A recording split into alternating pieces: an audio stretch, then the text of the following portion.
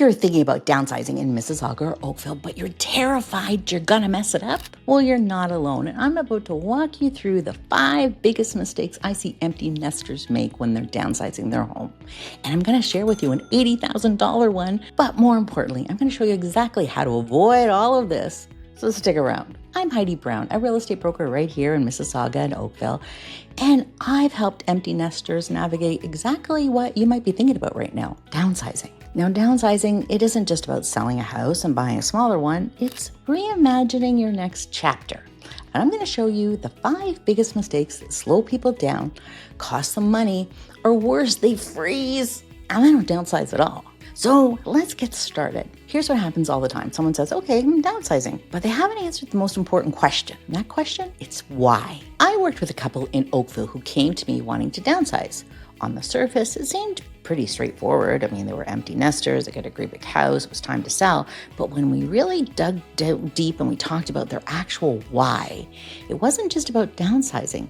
They had a vision to capitalize on their home's equity in the peak of the market and to buy a country property outside of the city, somewhere quieter, somewhere they could actually enjoy now, and then in a few years in their retirement. So that totally guided our strategy. We weren't just selling a house now, we were unlocking their future lifestyle. Now, although they were still working, they spend their weekends out at their lovely new, little bit smaller home, away from all the hustle and bustle and preparing for the retirement and living the life they actually want. And they have a retirement to look forward to. Here's the thing, when the selling process got super stressful, there is so much stuff to deal with, what do you do with it all? The why kept them focused. We're doing this for a retirement dream. So that clarity is so powerful. So before you list your home, it's really helpful to have a crystal clear why. Is it financial freedom, being closer to family, and getting out of the city? Maybe reducing that maintenance stress. Your why becomes your anchor, especially when the process gets hard. Maybe, over the next week or so, or sometime, write down your why. Envision what that why might be for you. It may totally help guide your way and help you form that path and get a move on things. Mistake number 2, trying to do everything yourself. This is probably one of the biggest ones I see. You've got your large family home, you raised your family there, you got 30 years of stuff, and you might think, I can just sort through it all myself for the next few months, and then what happens? You start going through things, you find the old kids' report cards, old photos, you're going through grandma's china, and suddenly you're not sorting anymore, you're stuck. You're stuck in your feeling and nothing's getting cleared out. I worked with a widow whose husband had passed. She'd lived in this big, beautiful home for 40 years. There were so many treasures they had collected from all around the world. They had family heirlooms, a beautiful old piano, antiques galore in this room, full of vintage toys. And even more, there was things like the grass that still needed to cut. Then she had a serious fall and ended up in the hospital. And it became clear the time had come. She was going to have to move to a senior's home. I mean, sometimes it's so hard to make a decision to move, but sometimes you get forced to make a decision. Her only son really wanted to help, only he lived 12 hours away.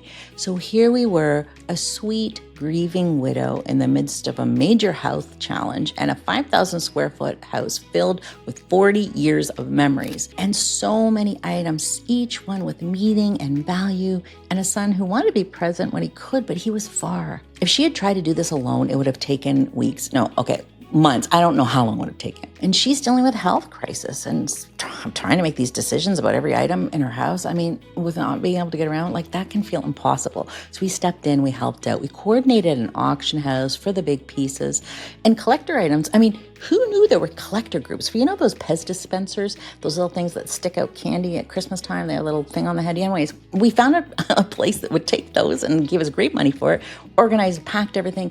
We brought in the landscapers, got the piano taken care of and all the logistics while she could recover. So this story really is just to demonstrate that how sometimes we get forced to make a move, but sometimes we don't. But in either case, many hands make work light and get the job done and taken care of, especially when it feels impossible. So in this case, she could focus on the health and she wouldn't have to worry about the emotional weight. I mean, because 40 years of goods, that's pretty heavy. So whether it's packers or organizers, an auction house, it's important to get the support that you need when you need it. Mistake number 3, not understanding what your home's actually worth. And here's that $80,000 mistake I talked about. A lot of people, they have an idea of what their home is worth. I mean, you've talked to the neighbors, you looked up online, or you've seen those automated estimates. I mean, Sigma, Realtor, they've got them. And, these people were planning their entire downsize around that number. But here's what's important to understand. Those numbers are just estimates, and they can be way off. And you don't want to be making a financial decision based on bad data, because you're going to be setting yourself up for a real disappointment. You spent years building your nest egg, so you want to get it right.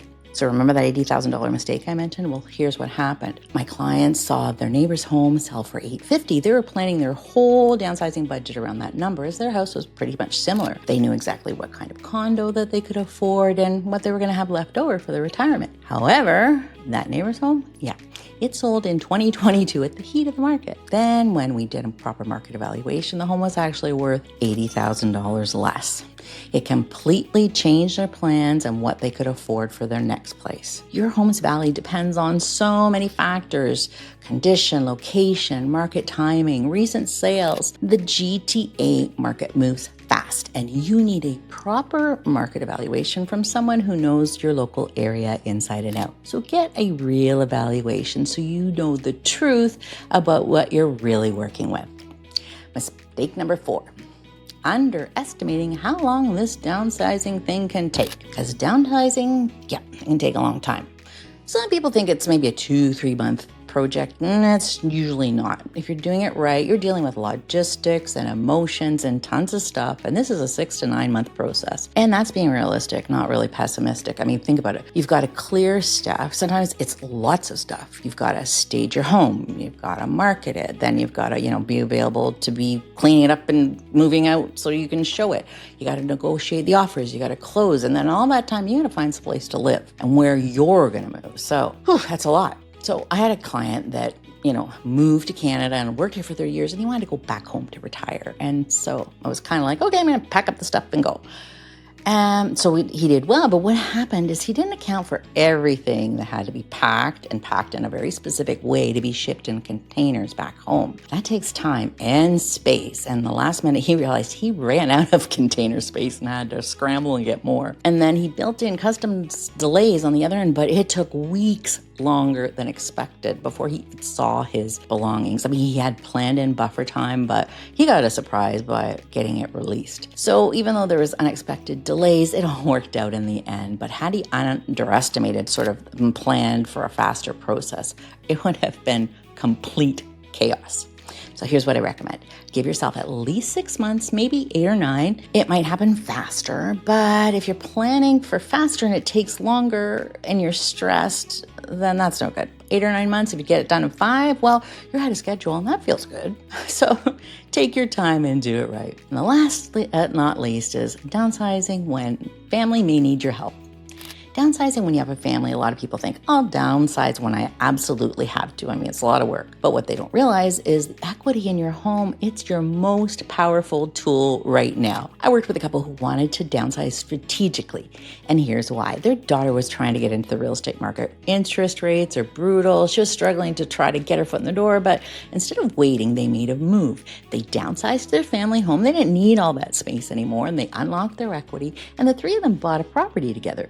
The daughter, well, then she got her foot in the real estate market, and the parents, they reduced their housing costs by sharing the costs, and they actually found a property with a separate bedroom and bathroom on the main floor for grandma too.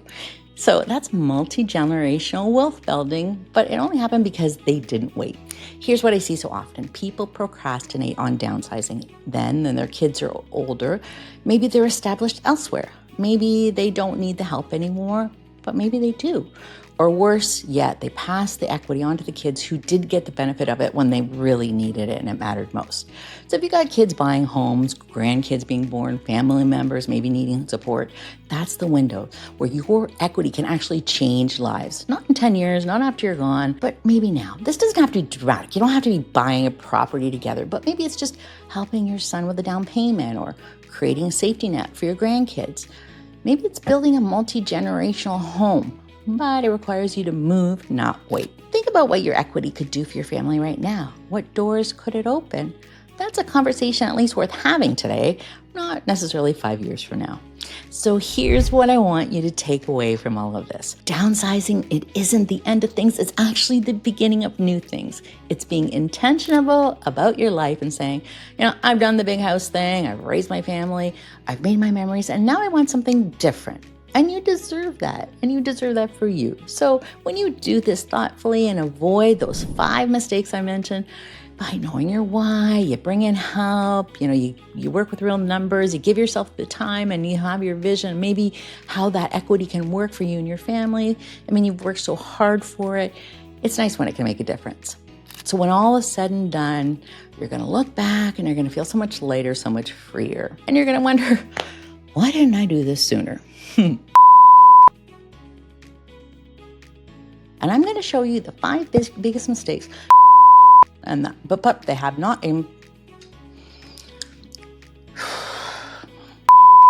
now, although they weren't really, they were still, although they were, stop. How do I stop you? Stop.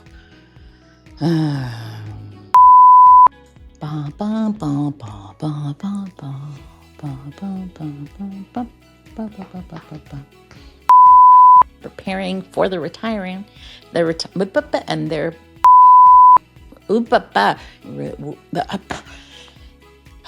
well, yeah. I hope this has helped, and I'm here to answer any questions you might have. Check out how to find me in the description. But before you go, please don't forget to like this video, subscribe to the channel, and tap the bell so you never miss another update on GTA living. Thank you for watching, and I'll see you in the next video.